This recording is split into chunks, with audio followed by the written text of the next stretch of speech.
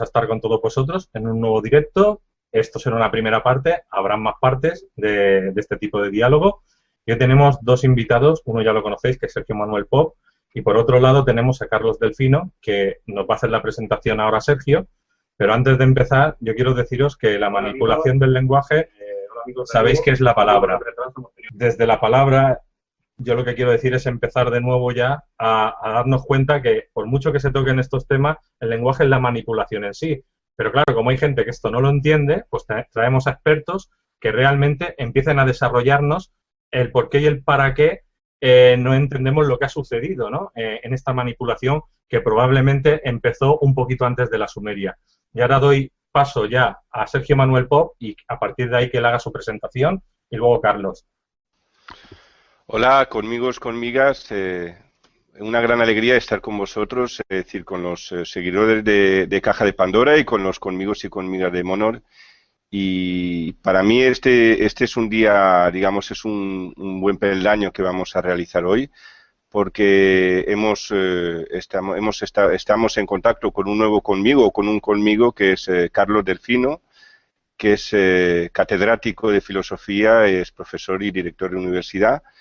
Y va a ser un gran punto de apoyo para nosotros para establecer este criterio que no se quede solo, digamos, en lo que nosotros, digamos, son los que estamos fuera de la Matrix, los alternativos, sino que esto va en serio y esto va directamente, y esto afecta directamente a lo que entendemos como la Matrix, es decir, el sistema.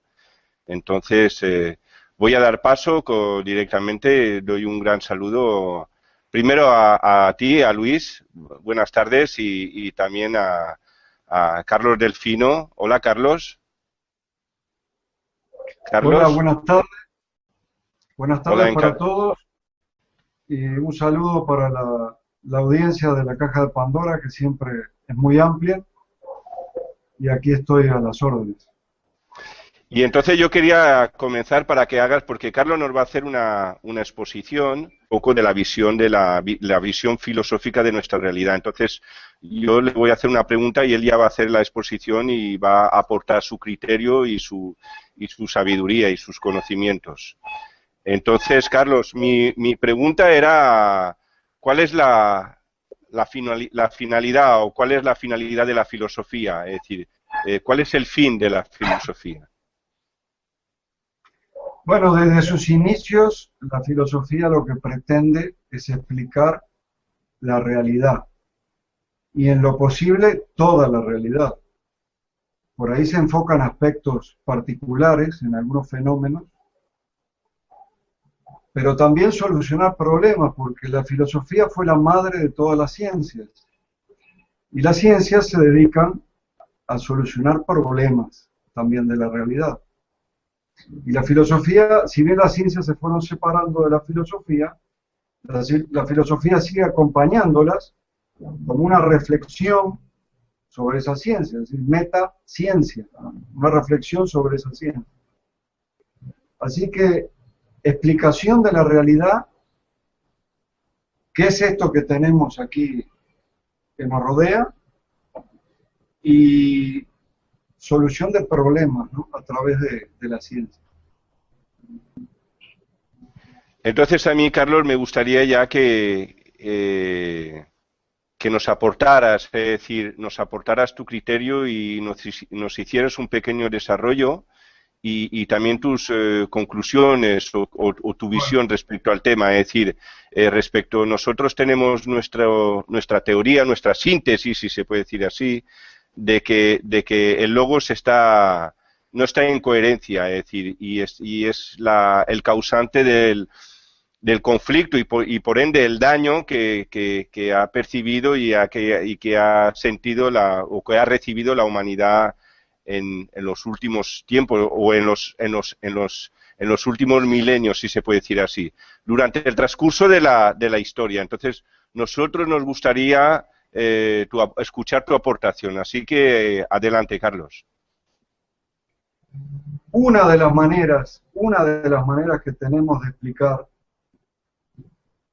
el proceso del logos a través de la historia es mirando a la filosofía y a las ciencias que se derivan de la filosofía como bloques, como paradigmas.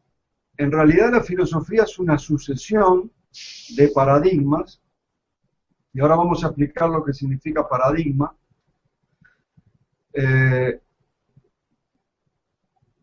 Con una serie de características. Lo primero que tengo que aclarar es qué es lo que entiende la filosofía por logos. Sí es palabra, sí la traducción directa es palabra, pero ahora en la próxima diapositiva que vamos a ver, la próxima transparencia, voy a explicar lo que significa logos. Logos, además de palabra, para la filosofía es pensamiento. No nos olvidemos que nosotros pensamos con palabras. Es decir, tenemos un monólogo mental aquí dentro y nuestro pensamiento está sostenido por palabras.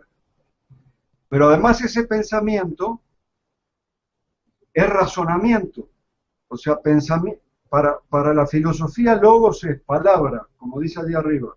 Pensamiento y razonamiento. Y aquí yo les puse los dos procesos más comunes en el razonamiento, que es el proceso inductivo de razonamiento, que es observar hechos particulares y generalizar teoría, o el proceso deductivo, que es a partir de un enunciado general, de una teoría, yo explico hechos, fenómenos concretos de la realidad. No sé si esto se entiende o es muy abstracto. Pero creo que más o menos todos entendemos esto. Ahora, ¿qué es un paradigma? ¿Y por qué utilizamos el paradigma para que se pueda entender mejor esto de la filosofía? Paradigma, aparte del significado de la palabra, aparte del significado del real significado de la palabra, es un modelo. Es un modelo creado para resolver problemas, como decíamos al principio, o para explicar fenómenos de la realidad, o para explicar la realidad misma. Ese paradigma, ustedes ven, alcanzan a ver como dos dibujos allí. Esas dos flechitas que ustedes ven, que adentro dice problemas, son los límites de un paradigma. Esos límites están sostenidos por fundamentos. Hay una idea de lo que es la ética, una idea de lo que es el hombre, una antropología, hay una cosmovisión, una idea de lo que es el universo, y esos límites están formados por todos los supuestos, principios, métodos, técnicas, estrategias, procedimientos propios de la ciencia en particular, o si estamos en un paradigma filosófico, de ese paradigma filosófico en particular. Eso es un paradigma, un modelo que fue creado para explicar o para resolver problemas. Lo que ven a la izquierda, lo vamos a explicar después, que es el ciclo de vida de un paradigma. Así se va dando en toda la historia. El paradigma tiene un ciclo, entra en crisis, luego hay una revolución, luego hay un nuevo paradigma, pero eso lo vamos a ver. Todos los paradigmas entran en crisis y viene un nuevo paradigma a desplazarlo del foco de atención, pero no a eliminarlo. Esto se puede entender bien con la física de Newton, por ejemplo.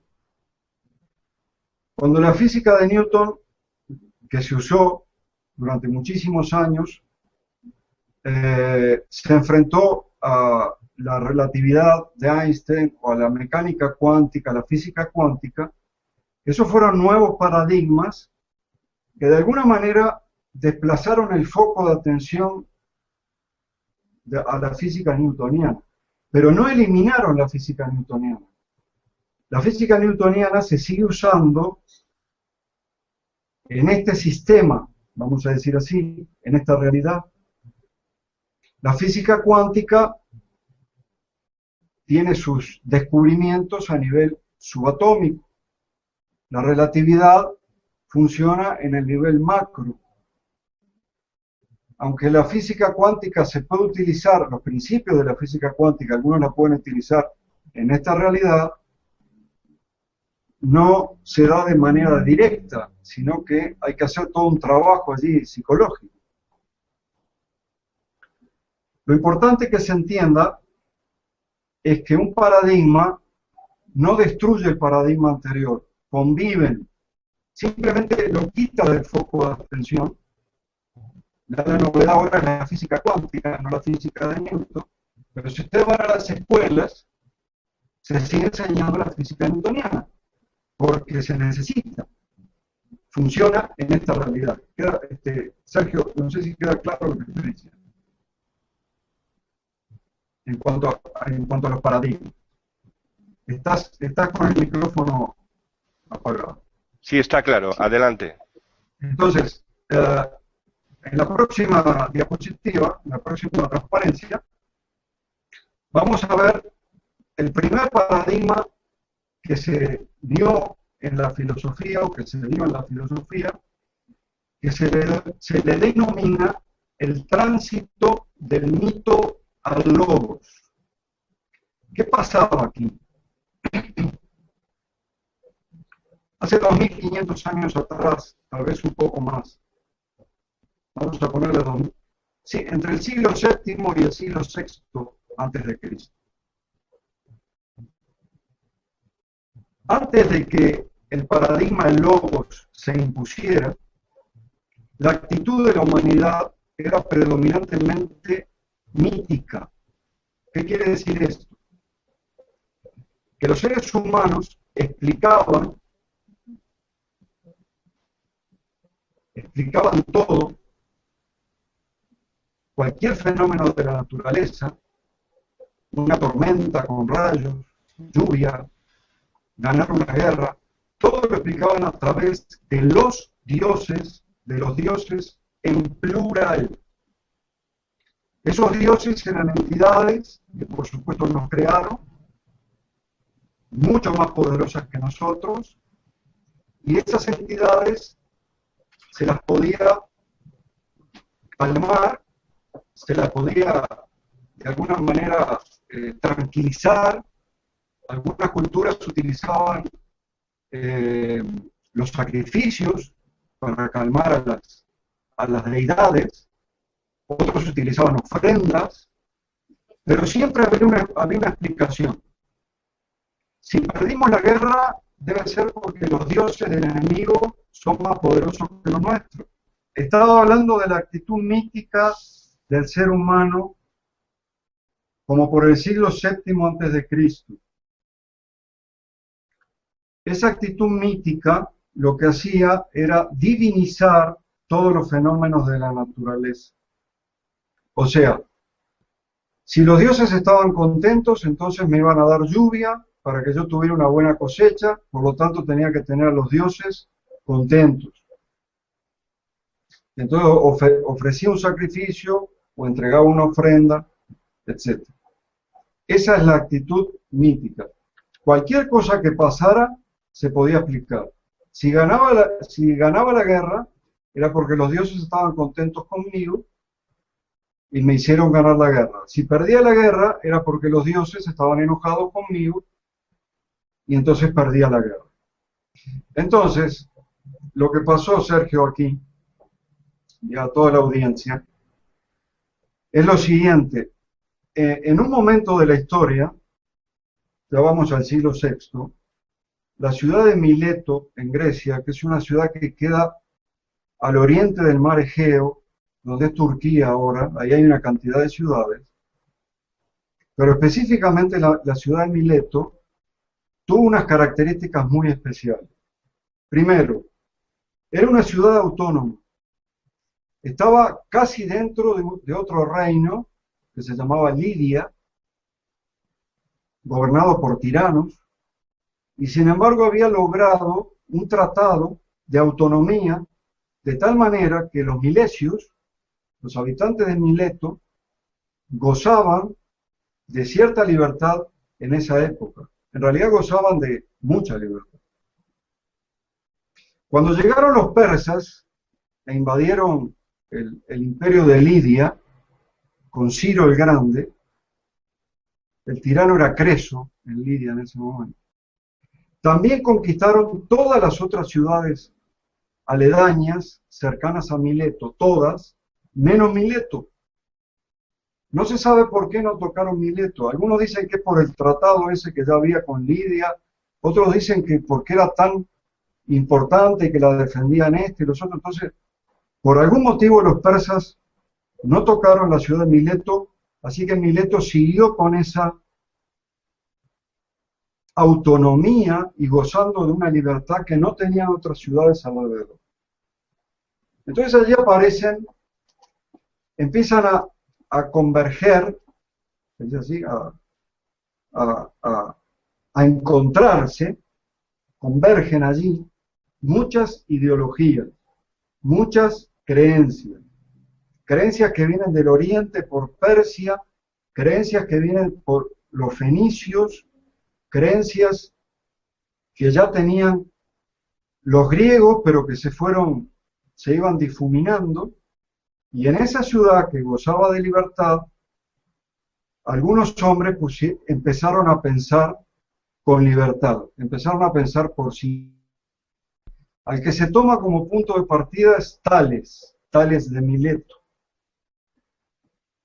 Qué casualidad que Tales era descendiente de fenicios, probablemente era hijo de fenicios.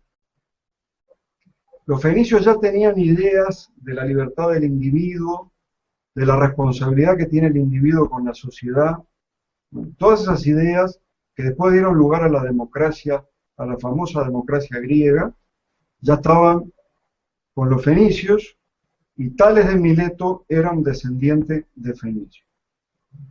Entonces, se crea una escuela de filosofía que fue llamada la escuela de los jonios, o la escuela de Mileto, o más adelante se llamó la escuela de los físicos, porque, ¿por qué los físicos? Porque ellos buscaban el origen de las cosas físicas.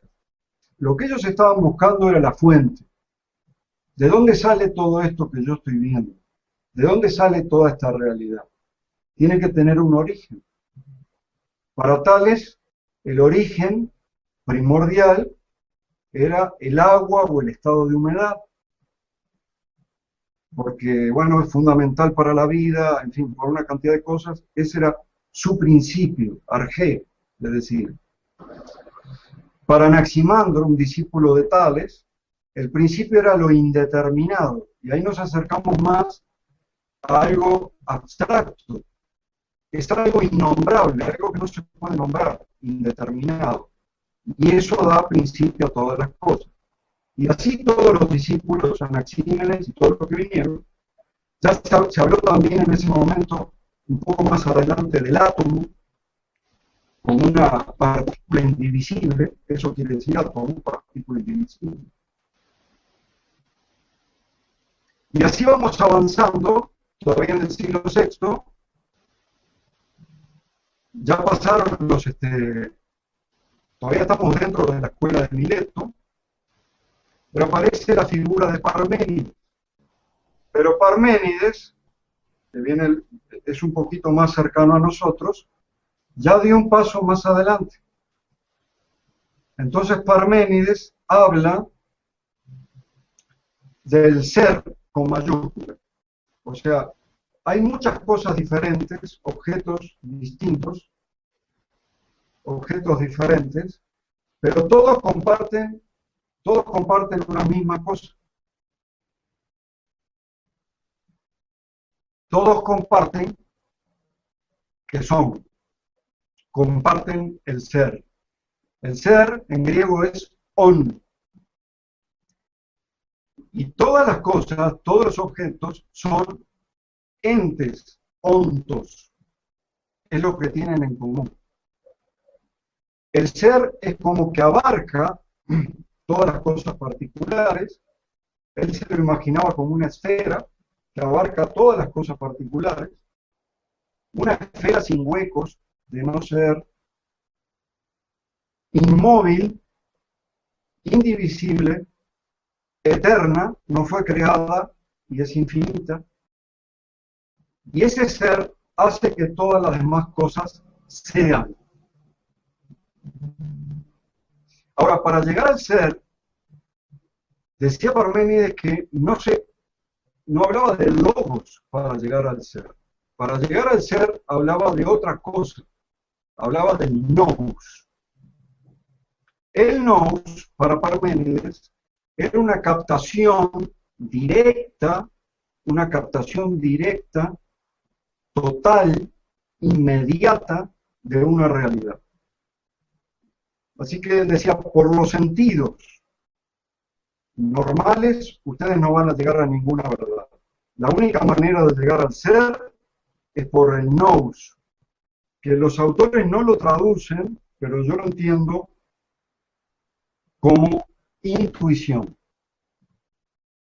Es esas intuiciones que a veces nos llegan a la mente y decimos, wow, tuve una revelación.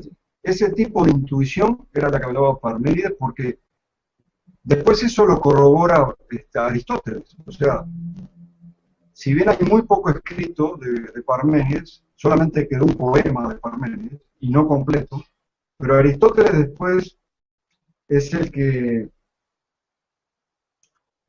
corrobora las ideas de Parménides. Conocemos más a Parménides a través de la obra de Aristóteles que la de Parménides, porque se perdió casi todo lo que escribió Parménides.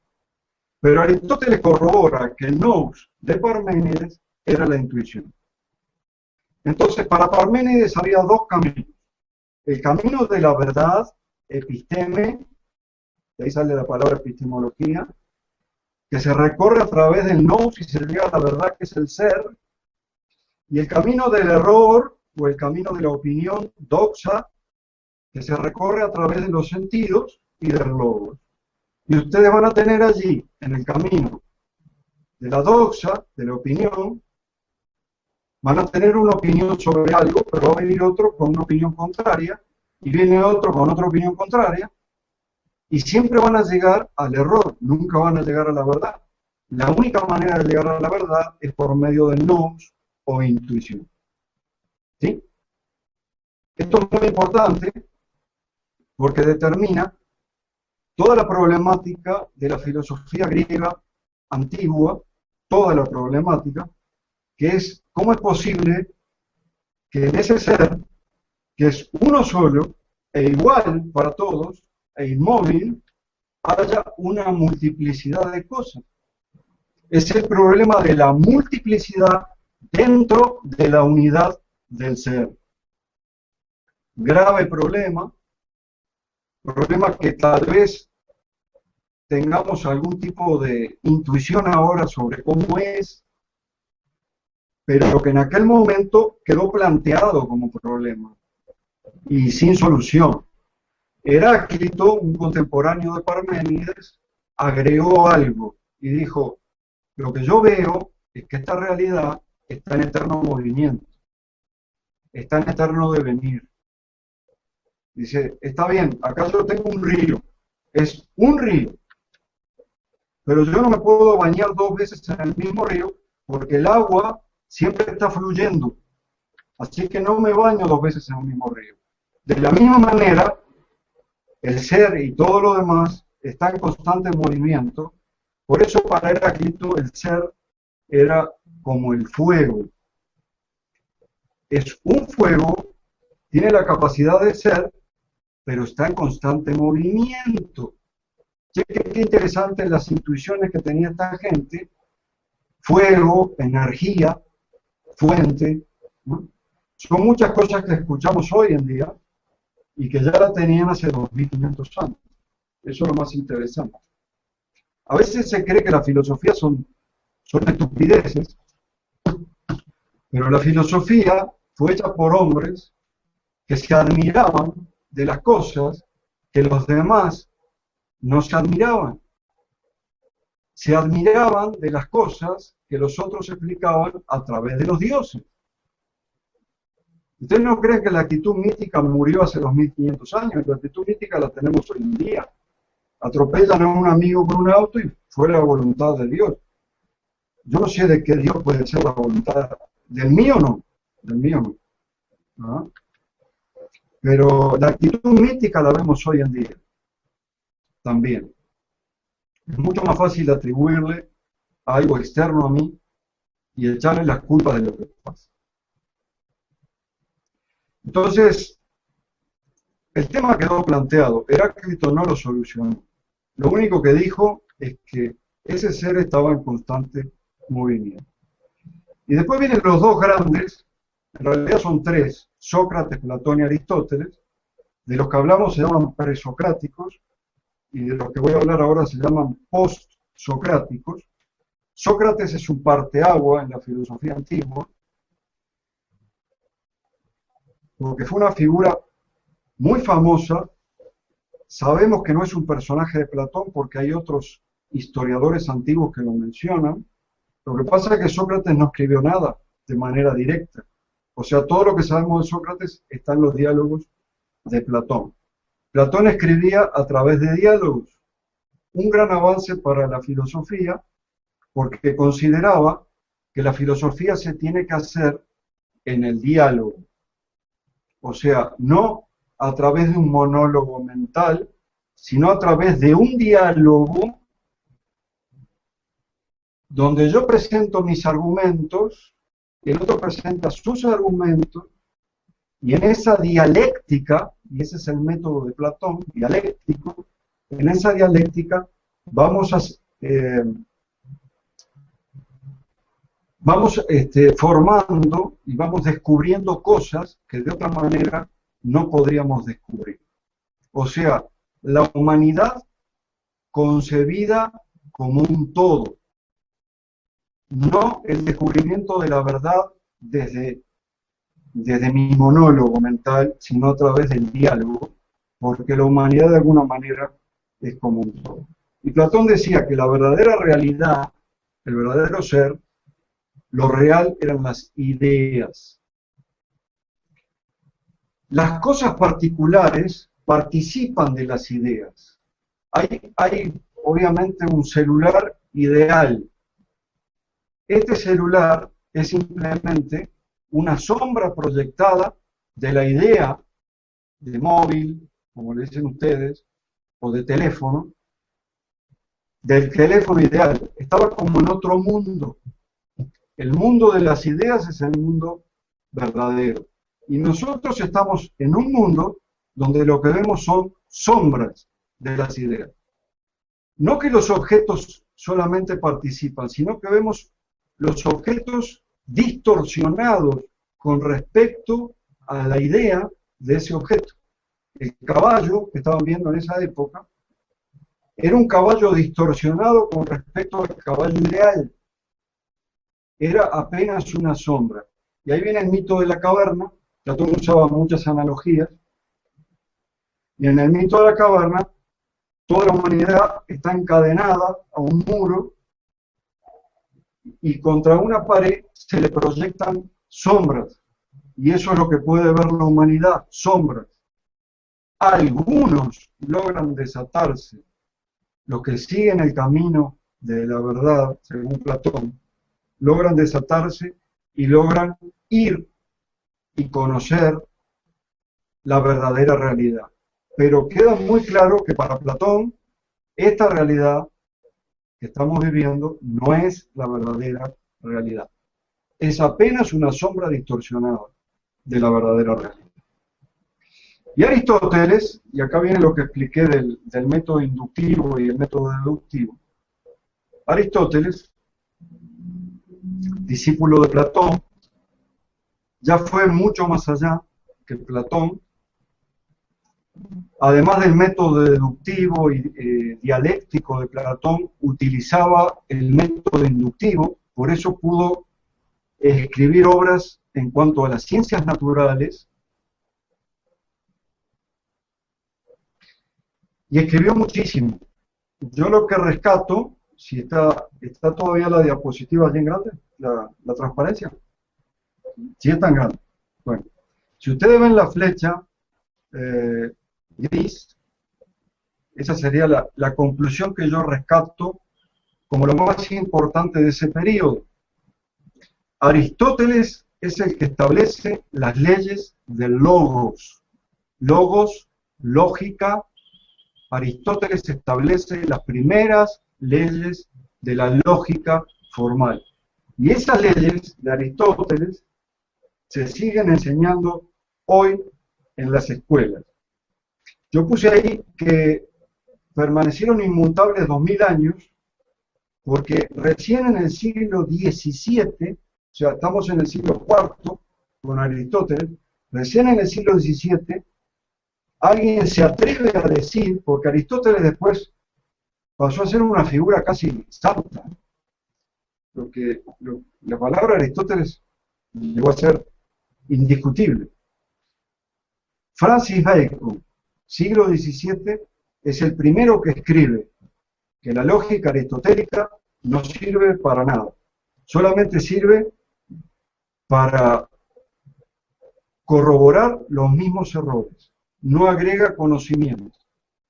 Si yo digo que todos los hombres son mortales, y Sergio es mortal, y Sergio es hombre, por lo tanto la conclusión es que Sergio es mortal, ¿sí? Ahora, ¿qué agregué de conocimiento yo ahí? No agregué nada, porque todo lo que había en esa conclusión ya estaba en la premisa. Eso es un típico razonamiento deductivo.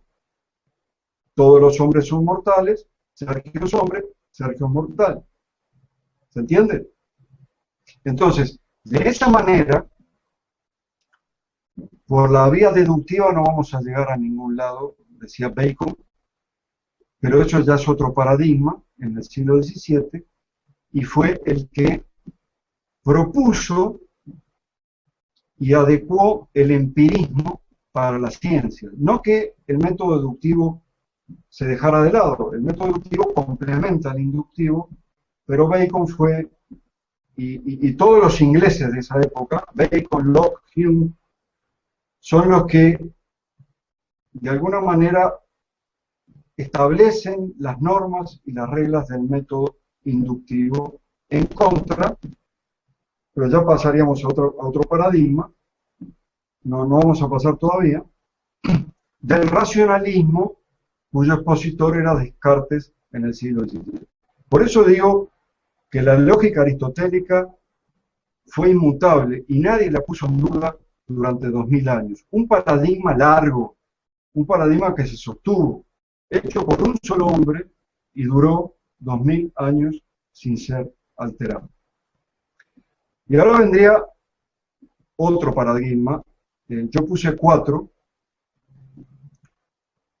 tal vez tenga tiempo de desarrollar 2 y dejemos otros 2 para la próxima, pero los voy a mostrar todos. Vamos al siglo XVII, a la próxima transparencia. Ustedes ven que allí estamos con Bacon, de la razón a la experiencia, titulé este paradigma, y tiene una línea punteada, ¿la ven? ¿Ven que se divide en 2, una línea punteada? Bueno, eso es porque en el siglo XVII estaba Bacon, Locke, Hume y todos los ingleses defendiendo el empirismo como única manera de descubrir nuevas cosas.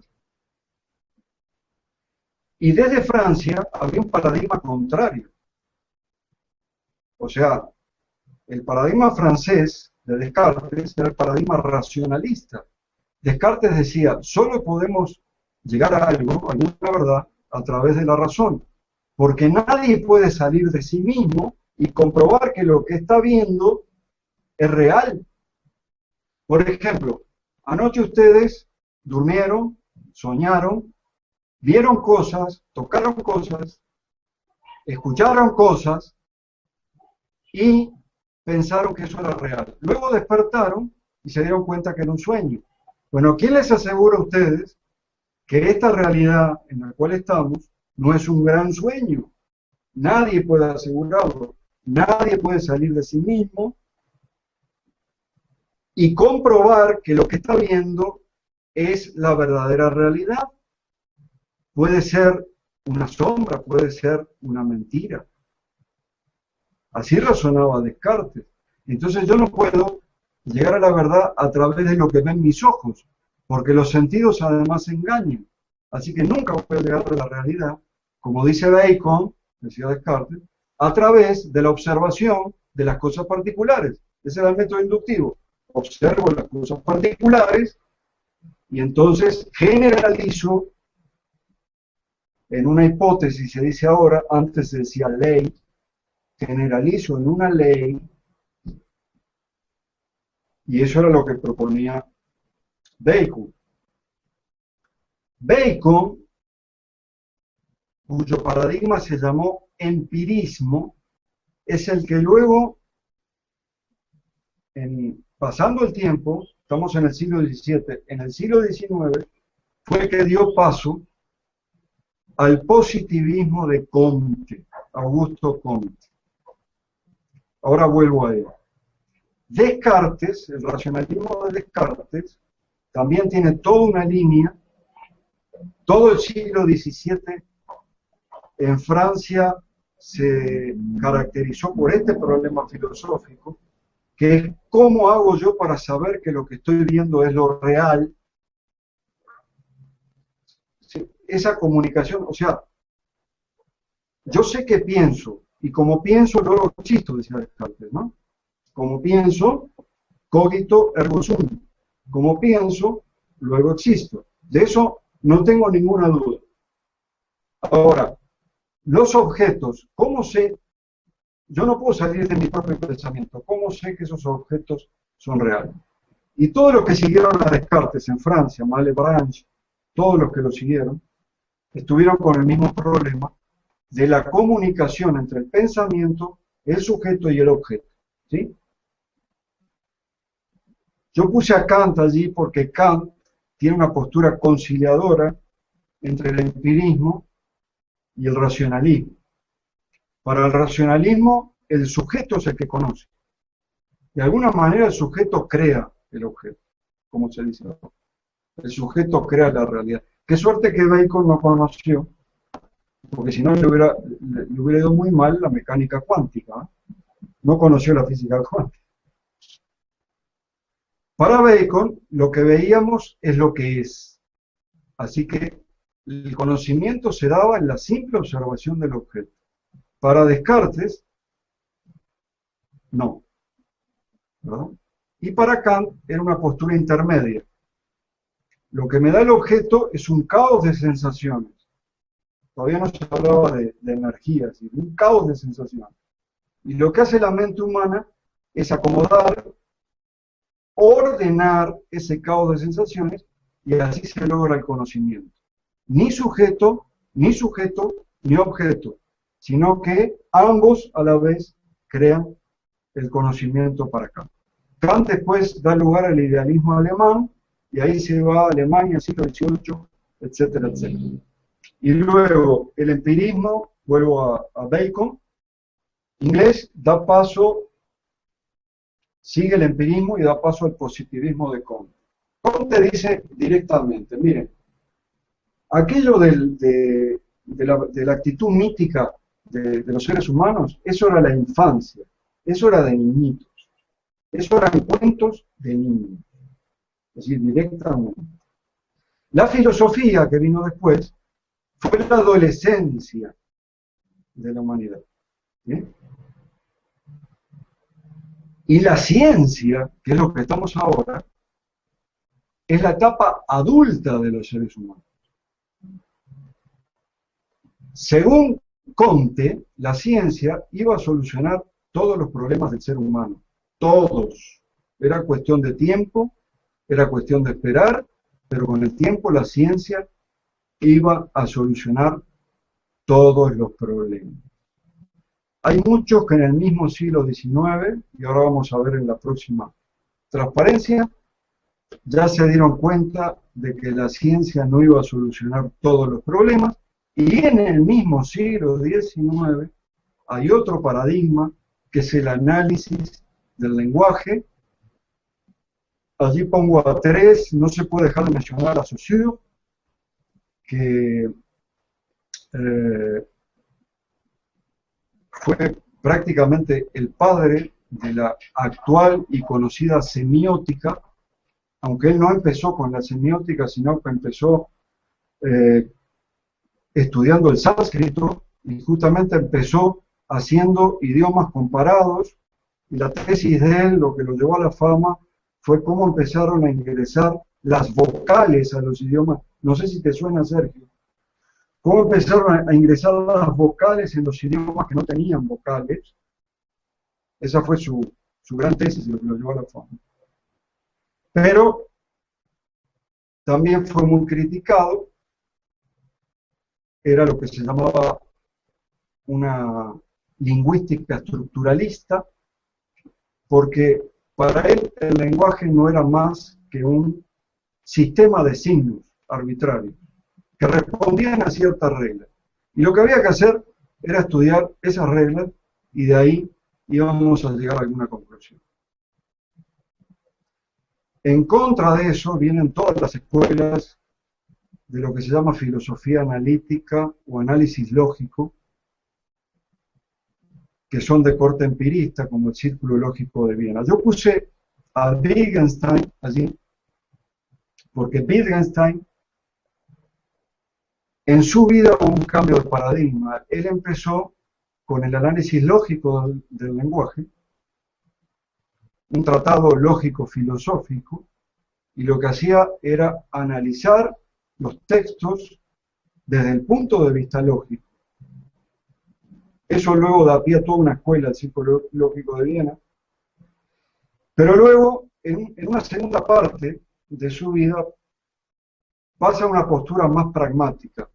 O sea, no interesa tanto el tema del análisis lógico del lenguaje como del uso que hacen del lenguaje los que utilizan el lenguaje. Por eso, una misma palabra en un lugar se usa de una manera, en otro lugar se usa de otra, etc. Esa segunda parte de la vida de Wittgenstein, junto con Habermas, que está allí, que no lo voy a explicar porque es la teoría de la acción comunicativa, da lugar a una corriente que se puso otra vez de moda, se está trabajando mucho con eso, que es la lógica informal, muy diferente a la lógica de Aristóteles, que es la teoría de la argumentación. Con eso estamos ahora. Si quieres un paradigma nuevo, teoría de la argumentación, lógica informal. Por este lo pasamos rápido. Nos quedamos quizás con la flechita gris, donde dice que en este paradigma se restablecen las reglas para el estudio de los signos, se sientan las bases para la lógica informal, que se enseña hoy día, y las normas de esa lógica, las normas del buen argumentar. ¿Cómo tengo que hacer yo para argumentar bien? Yo nunca había nadie argumentando y acordándose de normas, o de reglas, pero las hay. Y también los mandatos de cómo hacer para comunicarnos bien, de Habermas, de la teoría de la acción comunicativa. Pero no me puedo detener aquí. Ahora sí vamos al paradigma de las teorías a la ciencia. De las teorías a la ciencia, lo llamé así, porque hay un tal Karl Popper, 1962, que establece un criterio de demarcación y que dice, miren, el problema de ustedes es que nunca llegan a nada porque meten todo en la misma bolsa. O sea, hay teorías que son científicas y hay teorías que no son científicas. Popper dice, yo no quiero decir que son teorías malas, quiero decir que no son científicas.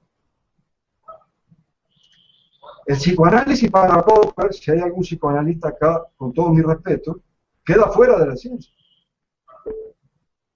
Psicoanálisis freudiano queda fuera de la ciencia. Toda la teoría social de Marx queda fuera de la ciencia. ¿Por qué? Porque para que una teoría sea científica, decía Popper, tiene que ser potencialmente refutable. Yo la tengo que poder refutar de alguna manera. Por ejemplo, por la teoría de la relatividad, Einstein predijo que en un eclipse que se iba a dar un día a una hora específica, iba a suceder un fenómeno raro con la luz, por el tema de que la luz no viaja en línea recta en el espacio, sino que viaja en curva. Entonces allí iba a pasar algo raro con la luz. Se suponía que era un eclipse total, pero sí iba a haber una cosa rara con la luz. Ahí fue toda la comunidad científica. Si no pasaba eso que decía Einstein, la teoría de la relatividad quedaba refutada. Sucedió exactamente lo que dijo Einstein. Entonces la teoría de la relatividad todavía se usa. ¿Por qué? Porque la teoría de la relatividad es una teoría científica. El psicoanálisis, Popper ponía el caso de Adler, es irrefutable. La gente se puede comportar como quiera.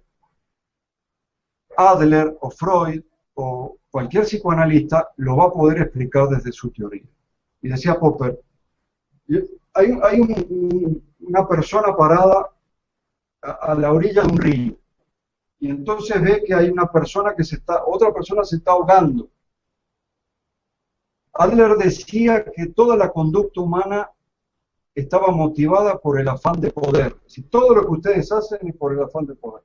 Están aquí por el afán de poder, yo estoy aquí por el afán de poder, Luis está ahí por el afán de poder. Eso decía Adler. O la otra cara de la moneda, que era el complejo de inferioridad. Entonces el hombre tiene dos posibilidades. O se tira a salvar a la otra persona, o sale corriendo a pedir ayuda, ¿no? O directamente se queda quieto. Si no, no hay muchas posibilidades ahí. Si el hombre se tira a salvar al otro, Adler va a decir, claro, se tiró a salvarlo para demostrar que era un héroe. Ahí está el afán de poder. Quería demostrarse a sí mismo y quería demostrarle a los demás que él podía salvarlo. Si no se tira a salvarlo, bueno, allí el complejo de inferioridad inhibió esa acción que se debería haber hecho. Si hubiera comportado como se hubiera comportado, la teoría de Adler hubiera explicado cualquier tipo de conducta. Por eso, el psicoanálisis, según Popper, queda afuera de la ciencia. No dice que son malas teorías, sino que no son teorías científicas. Esto es muy importante porque establece un criterio de demarcación entre teorías, y la filosofía sería una disciplina más, no es ciencia, y las ciencias propiamente tales. Tienen que ser refutables. Entonces, a partir de Popper se establece otro método que ya no es ni el inductivo ni el deductivo, sino que es una mezcla de los dos, y se llama método hipotético deductivo, que es el que está en la flecha gris, y que es lo que destaco porque es un método que se usa hasta hoy en la ciencia. Y Kuhn, ¿se acuerdan del paradigma? Es el que dice, no señores, ustedes están equivocados, la ciencia no avanza por descubrimientos ni nada por el estilo. El avance de la ciencia se da por un tema social. Y Kuhn era científico. Y entonces allí, a ver si podemos volver a la transparencia donde está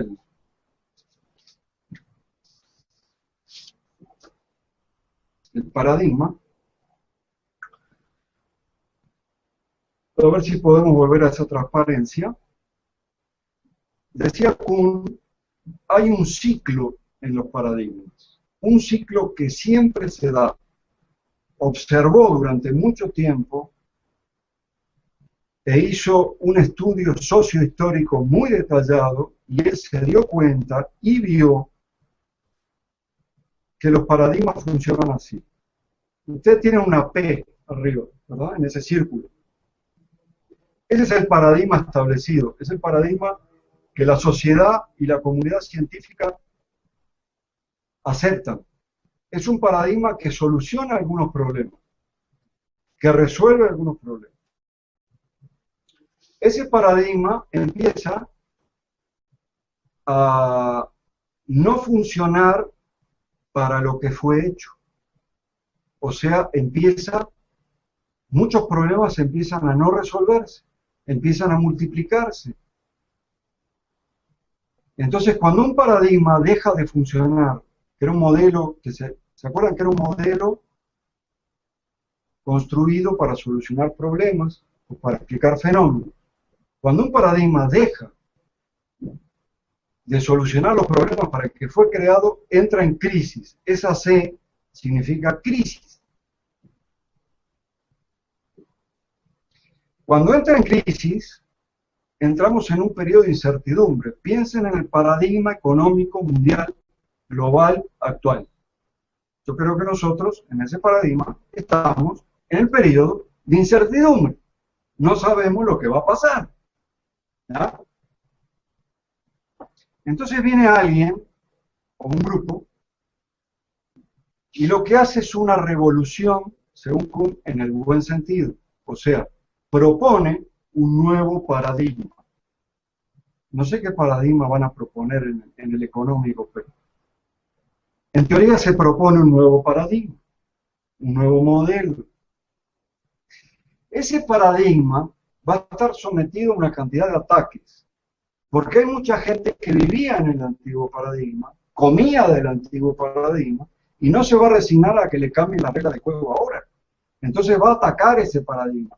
Ese paradigma va a ser muy atacado. Una vez que la gente se olvida del nuevo paradigma, el antiguo paradigma, NP es nuevo paradigma, el antiguo paradigma continúa su vida, continúa su existencia, coexiste con el nuevo, no desaparece, aunque el nuevo lo desplaza del foco de atención. Y el ciclo se vuelve a dar. El nuevo paradigma entra en crisis, la crisis de incertidumbre, y así constantemente, y el ciclo se puede dar. Lo más importante de acá, de la teoría de Kuhn, es que la crisis es obligatoria, es una ley. Siempre los paradigmas van a entrar en crisis, y por eso es que tanto la filosofía como la ciencia es una sucesión de paradigmas. Siempre van a entrar en crisis. Y puse a Edgar Morin, que es Morin, francés, un paradigma nuevo, que si hubiera que ponerle un nombre es de lo simple a lo complejo, filosofía de la complejidad, donde él propone que la única manera de abordar esta realidad tan compleja es que las ciencias rompan sus límites, transdisciplinariedad, y aborden todas juntas a la realidad compleja, y por allí puede ser que algo saquemos en conclusión. Es un paradigma que hace 10 años hizo furor, hasta hay una universidad acá que sigue el paradigma de Kuhn, y está apoyada por dije Kuhn, de Morin, y es apoyada por el mismo Morin, que está vivo. Sin embargo, ya empezó a declinar, o sea que ya no se habla tanto de la complejidad, ya no se habla tanto del paradigma. Yo lo que veo es que ya hay una declinación en ese paradigma. Así que ahora voy a poner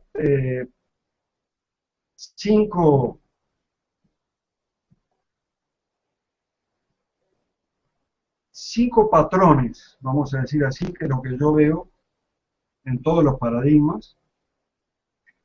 Primero, que todos los paradigmas son de naturaleza normativa. En teoría funcionan, pero funcionan si uno sigue los criterios del creador, si no, no funciona. Si no te funciona, la culpa no es del paradigma, sino es tu culpa que no seguiste la regla. Segundo, los paradigmas pueden explicar aspectos particulares de la realidad, específicos.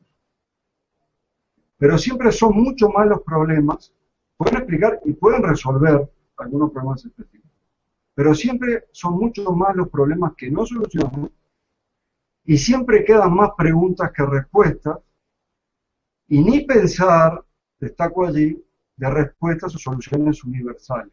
Jamás explican toda la realidad. Tercero, yo noto que los cambios de paradigma se aceleran, van cada vez más rápido. Hablamos de la filosofía antigua con un paradigma de 2000 años. Hablamos de la filosofía moderna con un paradigma de siglos. Hablamos de la actualidad, apenas pasan años, dije 10 años, y ya se va a proponer un cambio evidente de paradigma. Cada vez cambian más rápido.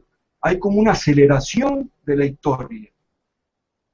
Aceleración de la historia, un concepto que tiene que quedar muy claro.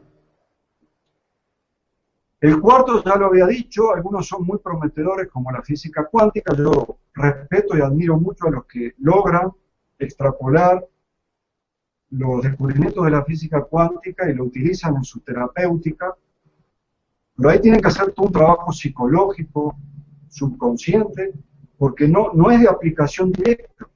O sea, la física cuántica funciona excelente en el mundo subatómico, no en esta realidad. Para aplicarla aquí hay que hacer todo un trabajo extra. Y finalmente, la 5, ningún paradigma filosófico o científico puede prescindir del logos, entendido como palabra, pensamiento, razonamiento. Ninguno puede prescindir de él. Y acá está mi conclusión. Como profesor de filosofía, concluyo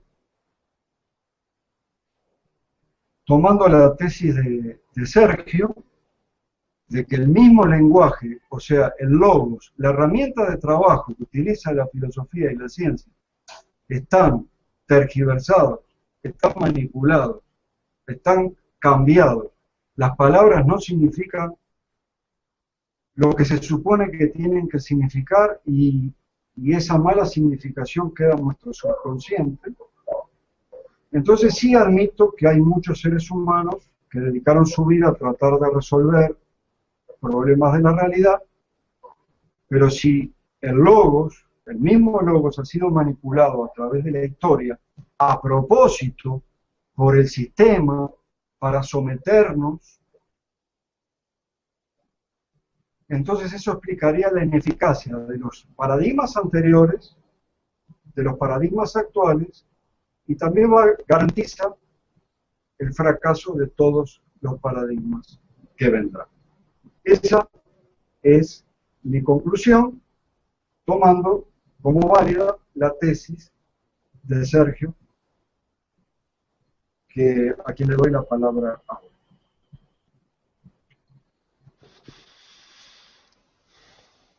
Carlos, sí, muchas gracias por la exposición que has realizado. Y yo te quería preguntar, entonces,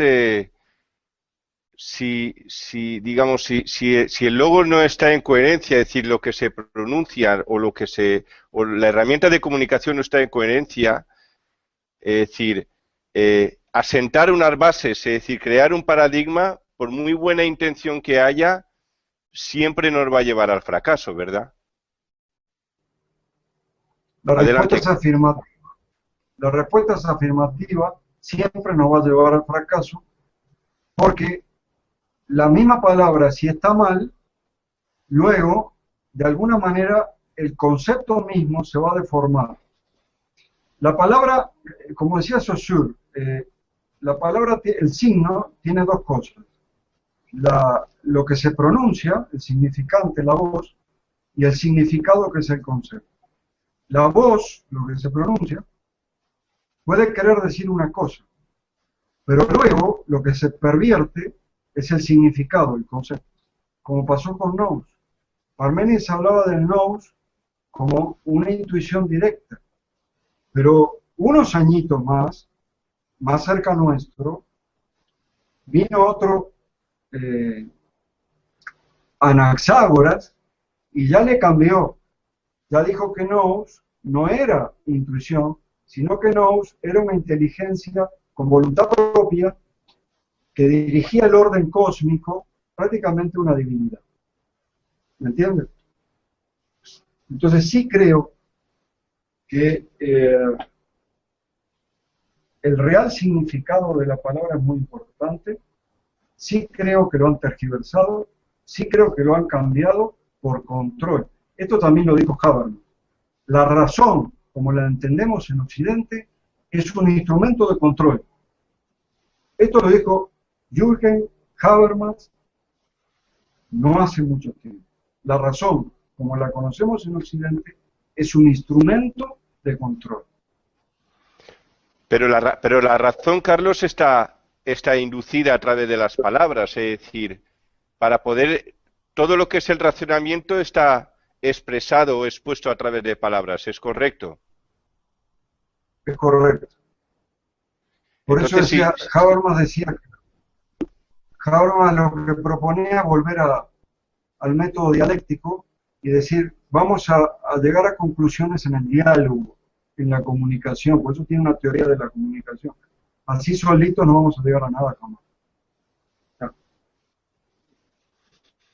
Si te parece bien, Carlos, ahora voy a hacer tengo unas cuantas diapositivas, voy a hacer una pequeña exposición para ti también y para todos los que están en directo y los que van a verlo en diferido y luego lo comentamos. He preparado esta, la voy a hacer en grande, que es el paradigma, que es lo que tú comentabas, Carlos, que paradigma es ejemplo, modelo a seguir, es decir, está considerado así, del griego clásico, pero me he encontrado con una curiosidad que para quiere decir junto a o al lado de. Es decir, sí que es verdad que digma quiere decir ejemplo o muestra, el modelo, pero para es decir al lado, es decir, al lado del ejemplo. Entonces, si tú estás al lado del ejemplo, ¿cómo vas a poder integrar el ejemplo? Porque el ejemplo tiene que estar dentro de ti, es decir, el modelo lo tienes que integrar como si fuera la comida. Es decir, la comida sí que se tiene que integrar, es decir, y lo mismo que una idea hay que integrarla, la tienes que plasmar, la tienes que establecer dentro de ti. Y si no consigues establecer una idea, un modelo, el que sea dentro de ti, por muy bueno que sea el modelo, nunca vas a poderlo integrar.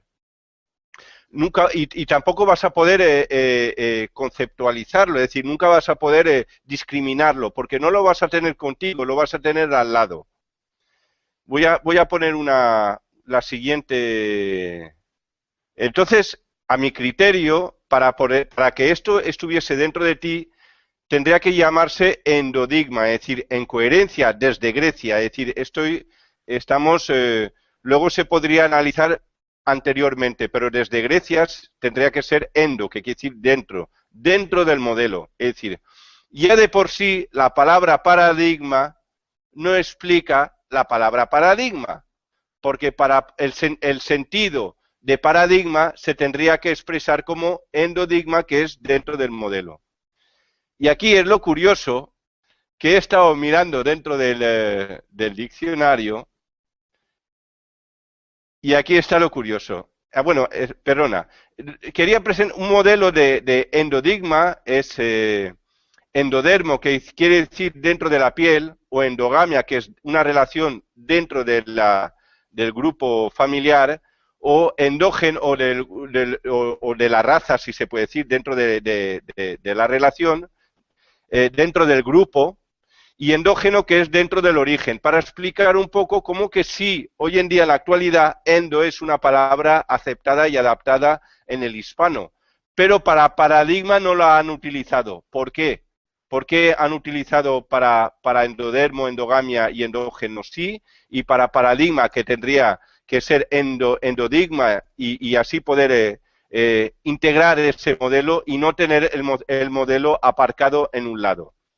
Y aquí está la curiosidad, que la voy a exponer ahora en un momento, que digma quiere decir ejemplo y modelo, pero hay otra palabra hermana, un clon, que quiere decir digma, escrito de otra manera, que quiere decir mordedura y picadura. Entonces, imagínate en la Grecia clásica cómo ellos se expresaban y decían el modelo de vida, iban a decir digma, Y claro, mordedura y picadura entonces ya puedes entender las guerras púnicas, las guerras médicas, las guerras con los persas y con los asirios. A ver, es decir, el modelo de vida en la Grecia clásica era guerrear constantemente, lógicamente, porque digma quiere decir ejemplo y modelo, pero digma escrito de otra manera porque hay tres Is, hay una con una H, hay otra con esta en rojo y hay otra que es una E y una I. Hay cuatro, porque hay otra que es la I sola. En este caso quiere decir mordedura y picadura. Es decir, el digma de la Grecia clásica ha sido morderse y picarse unos a otros, y es posible que el paradigma del transcurso de toda la historia, si uno puede mirar hacia atrás y mirarlo en la actualidad, pues es posible que se parezca a la palabra escrita en rojo. Yo no sé si querías expresar alguna opinión, Carlos. Está muy bien. Solamente que los griegos antiguos no sabían que estaban en un paradigma. O sea, ellos desarrollaban una filosofía. La palabra paradigma es una palabra siglo XX, una palabra moderna.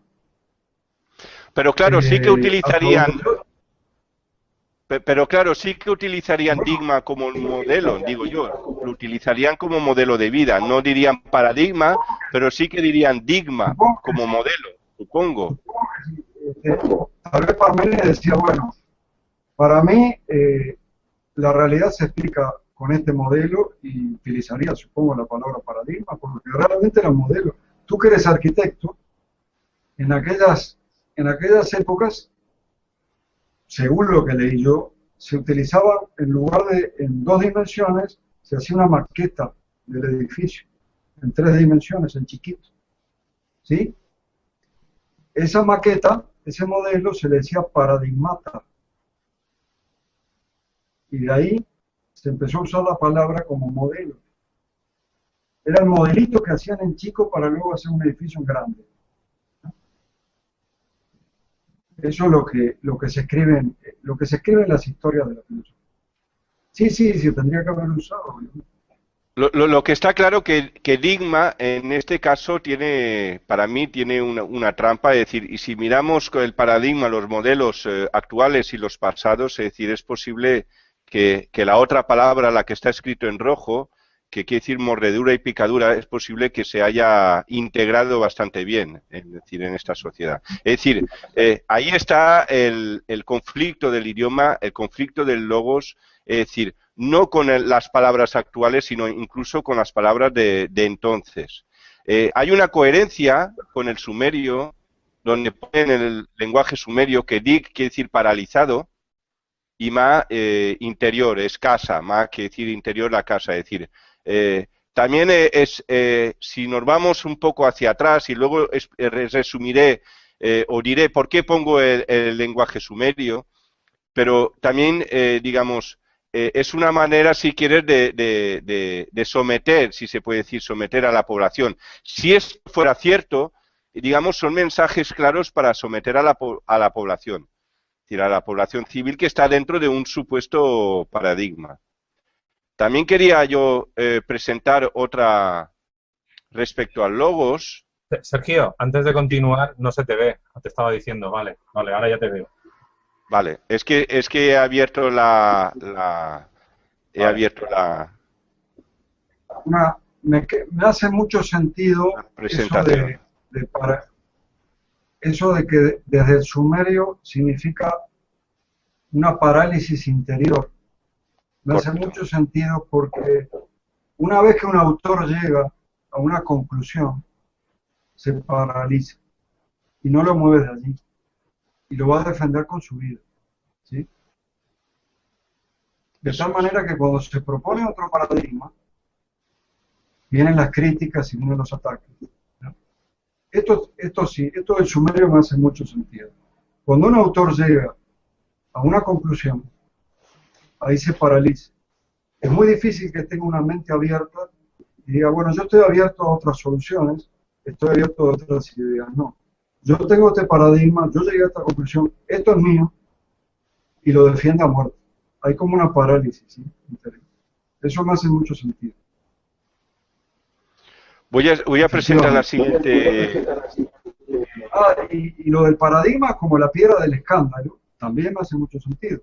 Era lo que decía. Cuando se propone un nuevo paradigma, hay peleas, siempre hay peleas. Es la piedra del escándalo, siempre. Entonces hay una picadura. Es decir, hay una coherencia con todos los significados anteriores, con toda la semántica anterior.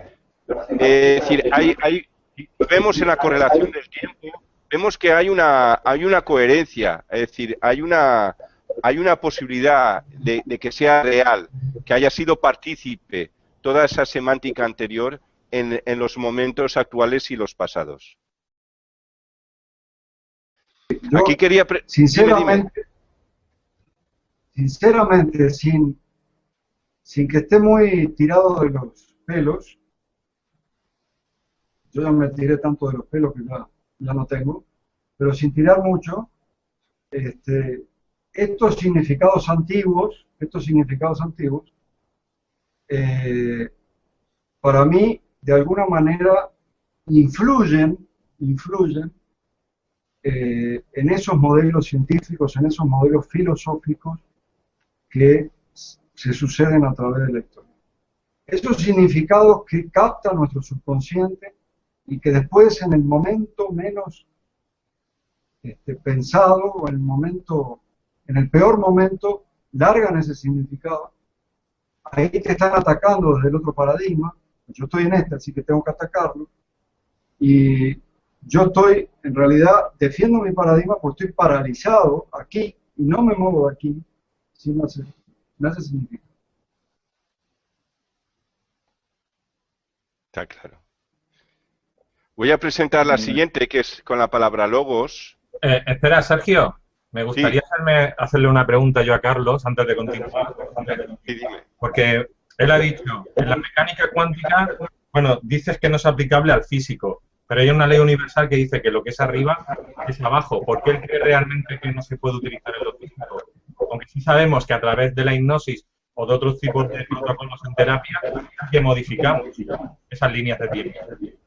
Lo que yo dije es que la física cuántica funciona perfectamente a nivel subatómico.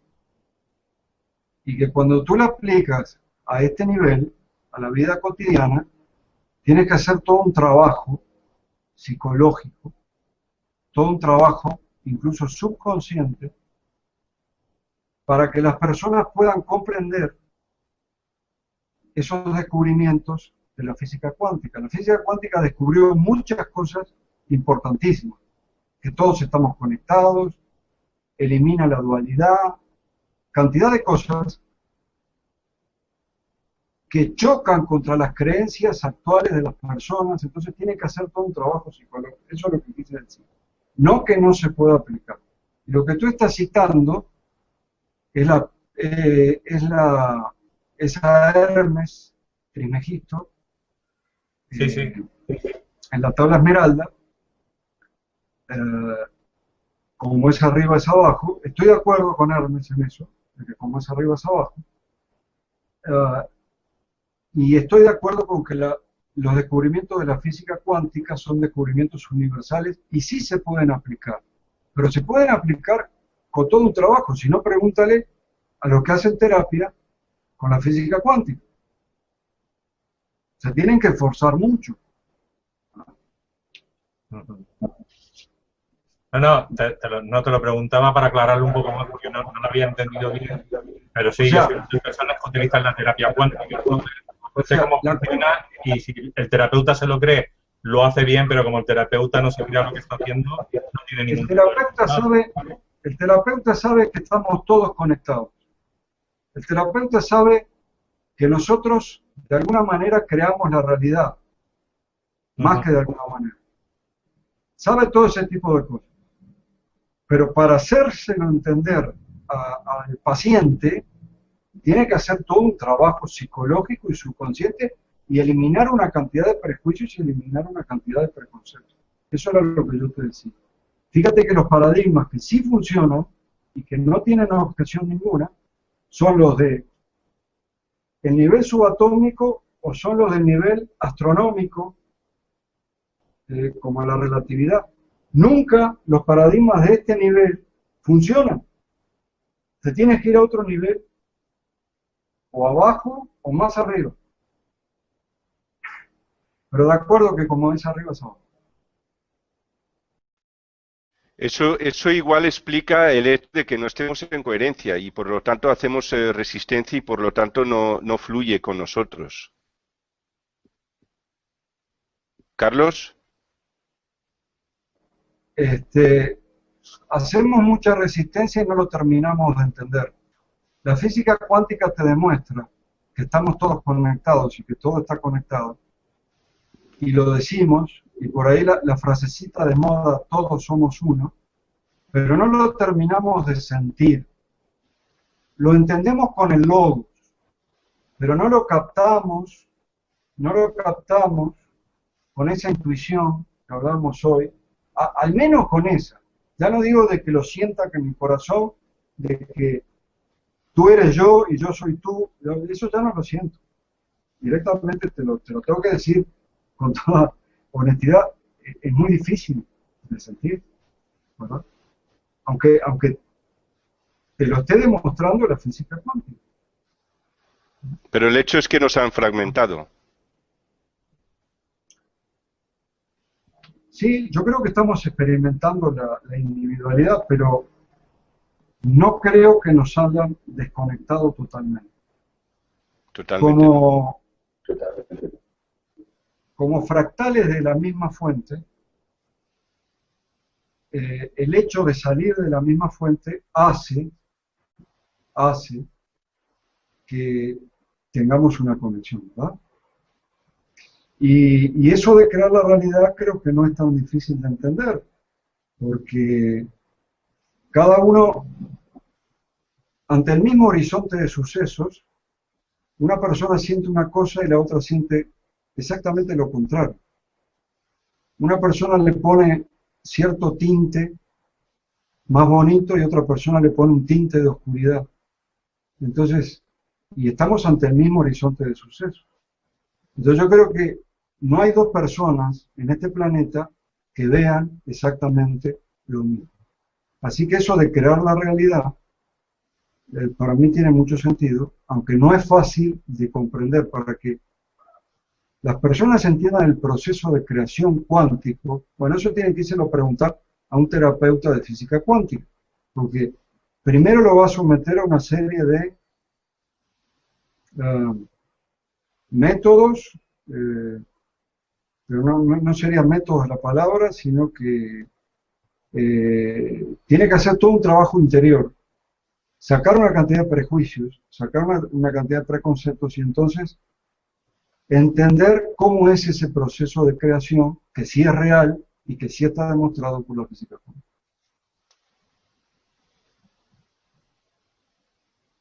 ¿Ya? Está claro. Si te parece, quería enseñar algunas imágenes más, Luis, y luego lo seguimos comentando. Una es el logos del sumerio, que significa en griego palabra y lo dicho, pero si cogemos log, en sumerio quiere decir torcido, distorsionado, malinterpretado y también daño, es decir, da en el clavo de lo que es la palabra, de lo que digamos del efecto de la palabra sobre la realidad humana si miramos la historia desde el pasado hasta la actualidad. Y luego os quiere decir seguir, borrego y muerte. Y eso es el logos, traído desde Sumeria y aplicado y luego trasladado a la lengua oficial hispana, al hispano. También quería enseñar, con razón, porque razón, hay una palabra, digamos, razón y ración, según el diccionario adaptado y aceptado, dicen que viene de ratio rationis, del latín. Pero claro, yo veo, no puede ser o la razón o la ración. a no ser que quieran que la razón esté racionada, que igual ha sido esa la intención, que la razón, nunca tengamos la razón completa, siempre a trocitos, racionada. Porque lógicamente ratio rationis viene, ración viene de ratio rationis, que quiere decir cálculo, cuenta, valores empíricos. Es decir, mental, absolutamente mental y por conceptos. Y entonces eso lo han llevado a la razón, y dicen que es cálculo y cuenta. Pero si vamos razón, lo llevamos al griego, encontramos esto. Que raso, que es una palabra a nivel fonético, que sí que es coherente, y no ratio, raso, que lleva a razón, quiere decir romper y desgarrar. Es decir, cuando alguien me quita la razón, ¿qué me apetece hacerle? Romperle y desgarrarlo. Es decir, dan el clavo, es decir, si analiza la respuesta humana cuando alguien quiere tener razón o uno se la da o se la quita, es decir, por lo menos el sentir interno, aunque no lo demuestres, es el de romper y desgarrar. Porque lógicamente razón viene de raso, que quiere decir romper y desgarrar. Ya no quiero decir nada con la palabra corazón, que es nuestro órgano emocional, que está, entonces yo me pregunto si nuestro órgano emocional está basado en cálculos empíricos y si nuestra emoción nos lo han colocado en la razón y encima nos la han diseminado a trocitos, además de la intención de romperlo y desgarrarlo, porque corazón se une o se vincula fonéticamente con raso, que es romper y desgarrar. Y como último de esta exposición, por el momento, quería poner experiencia, donde la experiencia, pregunto por qué la experiencia se presenta como ex, que es fuera, cuando se supone que habría que poner la palabra endo, que es dentro, porque una experiencia hay que integrarla, hay que sentirla. Entonces, si te ocurre algo y no la sientes, no vas a poder recibir la información necesaria para poder valorar si es correcta o no y para poder tener los datos suficientes para poder rectificar o mejorarla o aceptarla tal como es. Adelante, Carlos. Bueno, sabe que estoy totalmente de acuerdo. Yo creo que sí, la razón la han racionado. No, primero nadie tiene toda la razón, pero tampoco utilizamos toda la razón. No hablemos del cerebro que se dice que utilizamos un 10% nada más, sino que esas otras facultades como la intuición han sido muy poco tratadas. Después que la mencionó Parménides hace 2500 años, tendría que ir a otro filósofo francés como Bergson, que habla de la intuición, pero no es una facultad muy utilizada. Por ahí se habla de intuición femenina o intuición, pero es como algo que no lo tomamos muy en serio. Sí está fragmentada la razón, sí está racionalizada, racionada, y sí, como dice Habermas, es un instrumento de control del sistema. Porque la gente dirá, ¿y quién se puede detener allí a cambiar las palabras y justamente darle el sentido contrario para crear caos y para confundir? Bueno, yo creo que todos estamos de acuerdo, que el sistema no solamente está guiado por personas de dudosa honestidad, sino que esas personas de dudosa honestidad están motivadas a su vez por entidades, y acá yo creo que todas las creencias entran, ¿no?, por entidades oscuras que se dedican a realizar este tipo de confusiones. Así como hay entidades de la luz, y todos están de acuerdo en eso, hay entidades de la oscuridad que se dedican a hacer todo este tipo de manipulación. Parece algo demoníaco, sí lo es, Sí lo es. Claro, ahí hay una cosa, Carlos. Ay, perdón. Sí, quería comentar, Carlos, sí, quería comentar de que cómo podemos entender la realidad. Si la entendemos, si no podemos, si no nos permite a través de la palabra conocerlo, tener la visión global. Es decir, si la razón está fragmentada, nunca podremos tener una visión global de cualquier tema, es decir, de tu vida, de la realidad, digamos, de la sociedad, digamos, de algún concepto que quieras analizar, siempre la verás parcialmente. Entonces, cuando hay una visión parcial, nunca podrás tener un criterio concreto y correcto y llegar a esa conclusión a la que tú quieres llegar. Nunca podrá ser válida y veraz.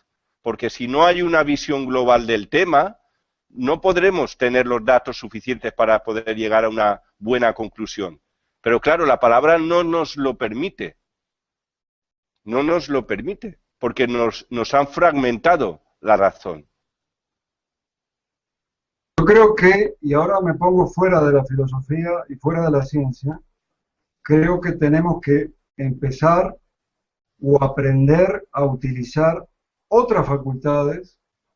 Yo creo que esa intuición de la que hablamos al principio tiene algún tipo de conexión con eso que llamamos el corazón, el alma, y tenemos que empezar a usar otras facultades porque el logos, ya vimos que por el logos no va la cosa. Yo digo que los paradigmas son intentos de solucionar problemas, intentos de solucionar e intentos de explicar la realidad. Jamás voy a decir que han explicado toda la realidad y jamás voy a decir, como decía Comte, que van a solucionar todos los problemas. Jamás. Entonces, ¿quieres soluciones? Como dice Luis en algunos de tus videos, quiero soluciones, dice Luis siempre, ¿no? ¿Quieres soluciones? Bueno, yo creo que está ya más que comprobado que por el logos, y me estoy tirando contra mi propio trabajo, porque yo enseño eso, por el logos no se va a llegar nunca a nada. Yo soy un crítico de la filosofía, soy un crítico de la ciencia. Tú no creas que yo defiendo con lo que trabajo, yo critico con lo que trabajo. Lo critico duro. Y critico mucho a los pseudocientíficos que creen haber encontrado la piedra filosofal y que creen haber encontrado la solución universal cuando ni siquiera estamos bordeando rascando una solución. Yo creo que tenemos que cambiar nuestro mismo sentido de cómo abordar eso. Así como Parménides decía, no vayan por acá, vayan por el nous, no vayan por acá. Bueno, así tenemos que hacer nosotros. Un cambio de herramienta. Si la herramienta está podrida, tienes que cambiarla.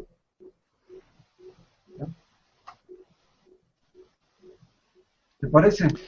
Está claro, Carlos. Quería exponer dos temas más, dos imágenes más. Una es que ya la he expuesto en mi Facebook, pero la quiero exponerla, que para mí ahí hicieron un gran daño al ser humano, y es este. Entonces allí es como yo digo que es como nos hackearon, es decir, el alma en griego se dice psique y lo han extrapolado a la mente, es decir, en el lenguaje hispano, es decir, es una manera de desnaturalizarnos o de robarnos el alma, porque es una manera de cortocircuitarlo a través de nuestra mente. Porque la mente no puede entender el alma se siente, y la mente sí que puede entender los conceptos. Entonces allí, con la palabra psicosis, es decir, colapsaron nuestras emociones, porque allí es una manera de intentar entender el alma a través de la mente, y mucho menos si las palabras están tergiversadas, es decir. Y luego con neurosis colapsaron con la psicosis nuestras emociones y con neurosis colapsaron nuestra mente, porque ahí tengo que neuro en griego es nervio, fuerza, vigor, y nefro es riñón. Mezclaron el riñón, todo el mundo sabe que el riñón es un signo de agua y rige la emoción del miedo. Es decir, unieron el miedo con la palabra nebro. De ahí viene la palabra neurona. Es decir, todo lo que es el sistema neurológico lo asociaron al miedo. Y también hay una variación que es necro, que es la muerte, es decir, miedo a la muerte. Y eso ha sido una manera de hacer un cruzamiento entre la mente y el alma, entre el sentimiento y el pensamiento, y ha sido una manera de meternos en parálisis, en parálisis, como puede ser la palabra sumeria dig, de paradigma. Es decir, esto no es una casualidad cuando se repite varias veces por otros circuitos distintos.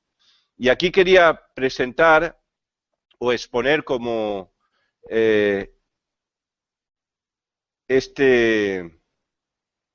esto que ya muchos conocen, que salió en el Discovery Salud, es decir, el año pasado, donde un grupo de investigadores rusos formados por científicos de diversas especialidades, entre ellos genetistas y lingüistas, ha llegado a la conclusión de que nuestro ADN puede ser modificado por las palabras. Es decir, nuestro ADN puede ser modificado por las palabras. Los lingüistas rusos descubrieron que el código genético sigue las mismas reglas de todas las lenguas. Entonces, si una parte de nuestro ADN conforma nuestra morfología y el otra parte de nuestro ADN nuestra conducta, porque activa la morfología activa las proteínas, a través de las palabras podemos incluso mutar. Es decir, no solo, hasta modificar nuestra morfología. Es decir, fíjate si es cierto que las palabras están fuera de coherencia o no están alineadas, imagínate lo trascendental que supone el reponer el logos, es decir, la palabra, reponerla y volver a meterla en coherencia con su significado primigenio y coherente, con lo que uno tiene, con el deseo que uno tiene y que lo que uno transmite tenga la misma linealidad con el sentimiento de uno y con el deseo. Carlos. Sí, yo creo que ahí está tan tergiversado el tema del logos. Por eso esta tertulia se llama el conflicto del logos, que no sé cómo hacer. Yo directamente lo que haría es seguir hablando como siempre, porque sería una locura cambiar los lenguajes, pero estando despierto y consciente de ese significado para liberarnos del subconsciente. Ahí, cuando tú te das cuenta y tomas conciencia, el subconsciente como que te libera. Y entonces sí, con algunas palabras específicas que tengan el verdadero significado de lo que es trabajar con ellas, porque sí es cierto que el ADN es mutable y no es una cosa que se puede leer y no se puede cambiar como se creía antes en tal enigma por alguien que lo demuestra. El ADN puede cambiar. Y entonces deberíamos hacerlo cambiar, pero con palabras correctas. Porque yo puedo decir amor, amor, amor, amor, amor, amor 100 millones de veces, pero no cambio nada porque amor significa una cosa totalmente distinta. Viene de amartía, que es pecado. Entonces, para cambiarle el ADN con palabras, primero tenemos que elegir al menos una lista, yo no te digo, pero de palabras con las cuales podamos trabajar. No sé si estás de acuerdo. Sí, yo estaba analizando cuando, para mí es una malla, se me escucha, sí, para mí es una malla electromagnética y he estado mirando a ver si había algo que estuviese limpio y realmente hay muy poco que esté limpio, porque realmente estamos ya cruzados con, digamos, ya estamos muy ensamblados con otras razas ya somos una suma de razas y por tanto de códigos genéticos y por tanto de lenguas. Entonces, la solución que yo he aportado personalmente ha sido intentar conocer al máximo y entender su significado, el significado, digamos, la sombra de cada palabra, y luego trascenderla, es decir, la solución que yo he podido, y sobre todo hasta que haya un conocimiento genérico, general, y poder llegar a un quórum, a un consenso, trascender la palabra, es decir, pasar por encima de la palabra, es decir, utilizar el logos como herramienta, pero sin darle valor emocional. Claro está que para poder crear hay que darle emoción. Ahí está el tema, es decir, hay que encontrar, la manera es encontrar algunas palabras clave que se puedan utilizar tipo mantra, como yo digo, para poder por lo menos comunicarse con uno mismo, que es una manera de programar su propio ADN. Es decir, voy a presentar lo que has comentado de Amartya, porque había preparado, da la casualidad que había preparado una imagen, la voy a poner, Amartya. Aquí está la palabra de amar, de latín, amarus, amara, amarum, que quiere decir amargo. Y amare, quiere decir, amare también es amargura. Del latín, amarus, amara, amarum, amargo, y amare, amargura. En el francés, amargo se dice amer, y en el rumano, amargo se dice amar. Es decir, están en coherencia, salvo en el lenguaje hispano, que es amar, que quiere decir claramente su significado justamente anterior, es amargura. Claro, yo ya ahora me explico cuando nos decían amaros los unos a los otros como yo os he amado. Es decir, me gustaría preguntarle si es posible qué clase de amor nos proyectó. Sí, Carlos. Sí, en la traducción al castellano, es amar, ¿no? No, estoy de acuerdo contigo, pero tú creaste algunos términos específicos a propósito con los que tienen el verdadero significado. Cuando hablábamos del nous, que el significado está totalmente equivocado, tú decías que sería un sinónimo para ti de norón, ¿verdad? Norón. Sí, buscando... Bueno, trabajar con ese tipo de palabras. Sí, dime. Trabajar con ese tipo de palabras, con un real significado. Yo no digo muchas, pero para tu trabajo exterior. Claro, yo he buscado he ido al origen y he buscado las palabras menos contaminadas, para crear unas cuantas, o buscar algunas que se hayan, digamos, que se mantengan, como la palabra orden o la palabra atino, de atinar, pero no atinar, sino utilizar la palabra atino o norón, y buscar palabras para poder utilizarlas por lo menos en el diálogo interno, y es una manera de mantenerte lo más limpio posible.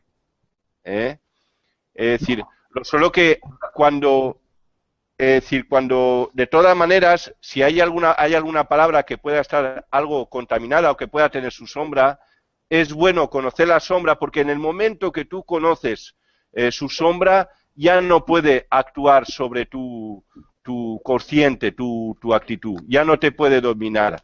Algo te domina, es decir, si podemos decir, la sombra te puede dominar cuando esta sombra no la conoces. Sí, Carlos. Ya, estamos pasando las 2 horas, no sé qué dice Luis esto. Si ya tendríamos que ir cerrando, pero efectivamente, si hacemos una analogía con un ordenador, una computadora, nosotros somos una computadora, un ordenador hackeado y con un virus que se llama logos. Entonces, tenemos que reprogramar, tenemos que reformatear, acá se dice así, reformatear el ordenador y de alguna manera ver cuáles son los virus que nos están atacando y utilizar algunas palabras específicas como antivirus para lograr una reprogramación. Yo creo que esa sería la salida.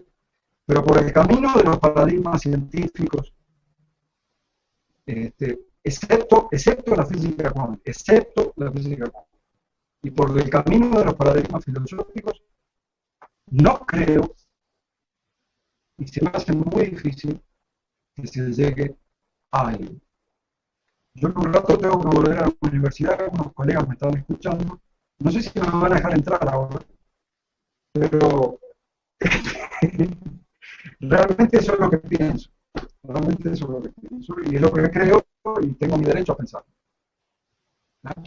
Por tanto, Carlos, somos una máquina perfecta, una máquina biológica perfecta, pero el programa que nos han insertado en esta máquina biológica perfecta es defectuosa. Quiere decir, la humanidad nunca fue culpable, sino, si se puede decir algo de culpabilidad o responsabilidad, en este caso fue el programa que nos insertaron. Y si hay algo de responsabilidad en nosotros, es porque nosotros creímos en este programa que nos dieron unos supuestos padres. La responsabilidad la tienes una vez que lo descubres. Si tú descubres esto y ves que está mal, ahí está tu responsabilidad y mi responsabilidad de proponer solución. Ahí empieza la responsabilidad, no antes. Correcto, ahí está. Estoy contigo, Carlos. De mi parte eso es todo, Luis. No sé si... Pues daros las gracias a los dos. Yo creo que la gente tiene muchas preguntas. Yo he dado el correo de Sergio para que la gente pueda hacer llegar esas preguntas para que en el siguiente videoprograma se pueda tener un momento para poder contestar en directo, ¿no? Porque yo creo que la gente se ha quedado con muchas dudas. Y nada, daros las gracias a los dos. Y no sé, si queréis despediros ya, Sergio y Carlos, y en la próxima nos vemos. Perfecto. Adelante, Carlos. Nos veremos en la próxima. Si alguien quiere mi correo para decirme algo, total, no duele los correos, no me pueden pegar por correo, entonces lo voy a dejar. Es Carlos Delfino, todo junto, carlosdelfino68@gmail.com. ¿Sí?